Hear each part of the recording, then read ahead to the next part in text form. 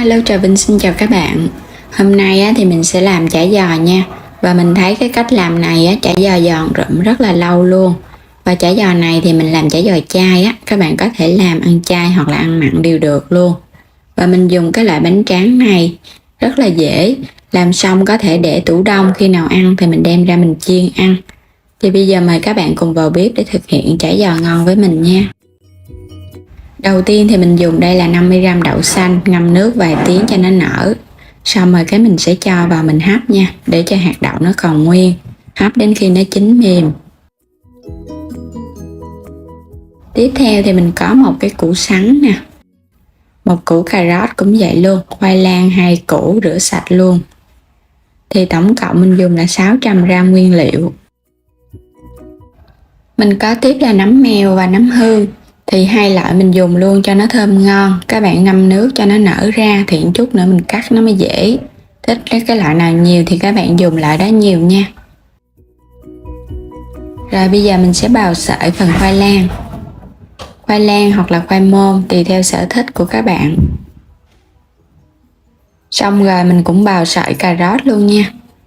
Cà rốt thì nó ngọt, khoai lang thì nó có cái độ ngọt và độ bột bột á.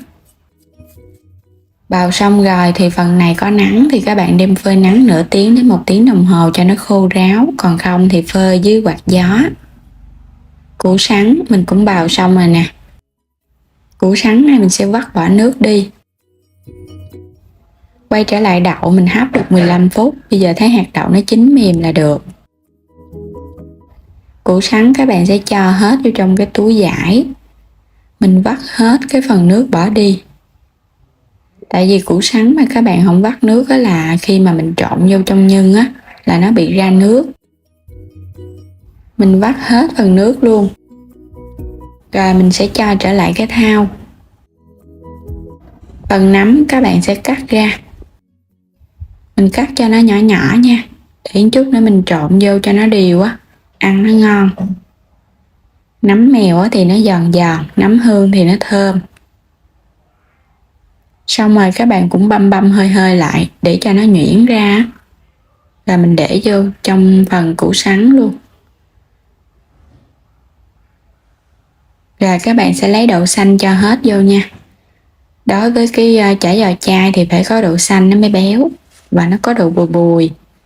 Khoai lang và cà rốt mình phơi nắng nửa tiếng cho nó héo lại, nó không có bị ra nước. Mình dùng hạt nêm chay nè. Nêm vào đây 2 muỗng cà phê, 2 muỗng cà phê đường, 1 muỗng cà phê muối. Dầu hào mình dùng cũng 2 muỗng cà phê luôn. Trộn đều nguyên liệu chung với gia vị cho nó ngấm. Thì trong cái chả giò chay mình không có dùng thịt, cho nên là các bạn cho thêm đậu xanh và khoai lang thì nó có cái độ ngọt tự nhiên. Mình chỉ cần trộn đều cho nó ngấm gia vị nữa là được. Xong rồi mình sẽ để đây nha, nửa tiếng đồng hồ cho nó thấm vị. Mình dùng cái loại bánh tráng này nè các bạn. Bánh tráng giấy dẻo. Và một chút nữa mình thấm nước thì cái bánh tráng này nó sẽ lạc, nó không có vị mặn nha. Còn nếu các bạn dùng cái loại bánh tráng chả giò xốp cũng được nữa. Thì thích loại nào thì dùng loại đó. Nhưng hôm nay mình sẽ làm theo cái kiểu này thì mình thấy cái bánh tráng này nó giòn được lâu hơn á. Thoa nước cho nó đều. Thấm thật là đều một lớp nước mỏng để cho bánh tráng nó dẻo lại, nó không có bị giòn.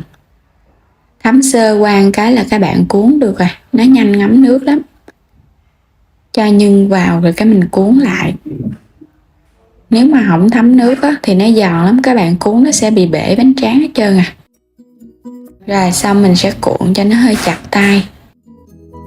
Để cái chiếc chả giò mình chiên nó không có bị rỗng. Nó sẽ dễ ăn ngon hơn. Cái mép các bạn cũng thấm chút nước đi, nó không có dính á. Rồi vậy là xong rồi nè.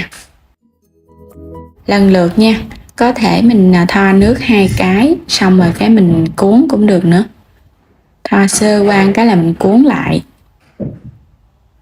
Cuốn cho nó dẻ. Thì bánh tráng chả giò mình để được lâu lắm.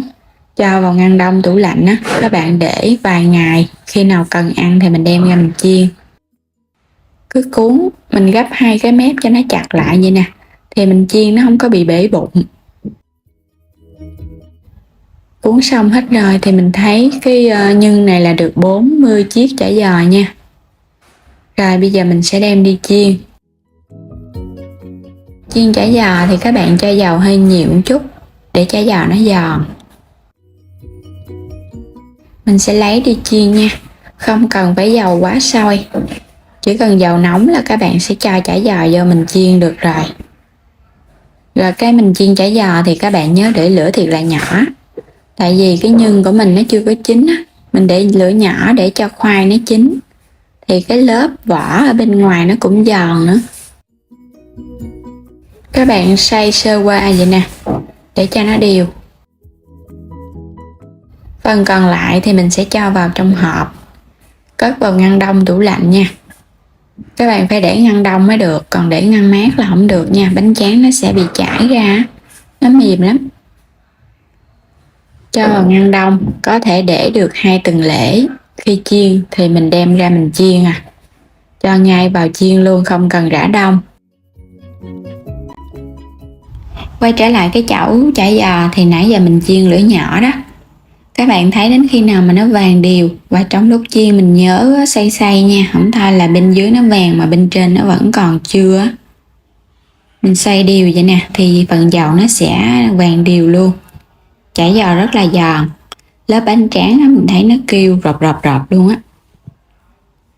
Thì mình thấy nó vàng đều vừa mắt, các bạn sẽ vớt lên. Còn nếu mà cho nó giòn hơn nữa thì để thêm chút nữa cũng được. Rồi bây giờ mình sẽ vớt lên nha. Ngon quá. Còn mà các bạn chiên cái loại bánh tráng xốp á thì mình thấy nó vàng đẹp hơn, nhưng mà nó mau mềm hơn á. Và để ăn chả giò thì mình có ăn cùng với đồ chua củ cải nè, ngâm giấm đường. Nước mắm này thì mình pha nước mắm chai ha. Nước mắm chai các bạn có thể thay thế bằng muối, nước tương, đường, chanh. Cuối cùng là nước sôi để có được cái chén nước mắm chai thơm ngon thưởng thức. Cuốn với rau cải nè. Các bạn có thể ăn thêm với bún nữa, hấp dẫn lắm á. Mà hôm nay không có mua bún, nên ăn cùng với rau cải chấm nước mắm chai thôi. Ăn chay hoặc là ăn mặn gì cũng được hết á. Mình thấy cái nhân này á, nó đều ngon. Rồi bây giờ mời các bạn cùng thưởng thức nha. Giòn gụm luôn. Ăn giòn á, mình thấy nó chua chua ngọt ngọt rất là ngon luôn á. Bánh tráng giòn nè, nhưng á thì nó ngọt ngọt bùi bùi. Thì á, ăn không cũng ngon, mà cuốn rau cũng ngon. Ăn kèm với bún nè, chan thêm nước mắm cũng ngon nữa. Có thêm đậu xanh á, nên mình thấy cái nhân á các bạn nó béo nè, và nó bùi bùi, thơm thơm nữa. Thì rất là dễ làm luôn, mời các bạn cùng vào bếp để thực hiện ngay món ngon này nha. Đừng quên đăng ký kênh để nhận các video mỗi ngày, xem kênh ủng hộ mình. Xin chào tạm biệt và hẹn gặp lại những video tiếp theo.